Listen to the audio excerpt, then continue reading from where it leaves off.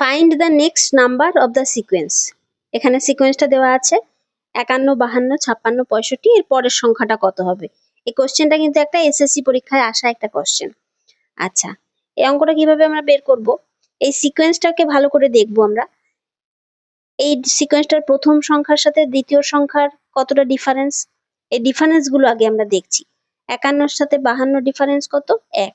52 থেকে 56 ডিফারেন্স 4। 56 থেকে 65 ডিফারেন্স 9। কাজে আমরা এটাকে এবার লিখতেই পারি 1 মানে 1 স্কোয়ার, 4 মানে 2 স্কোয়ার, 9 মানে 3 স্কোয়ার, মানে এর পরের সংখ্যার ডিফারেন্সটা কত হবে? 4 স্কোয়ার। বোঝাই যাচ্ছে। তার মানে 65-র সাথে আমরা যোগ করতে হবে 4 স্কোয়ার। 4 স্কোয়ার মানে 16। 65 আর 16 আমার 81। তার মানে এর পরের সংখ্যাটা হবে 81। এটাই আমার অ্যান্সার।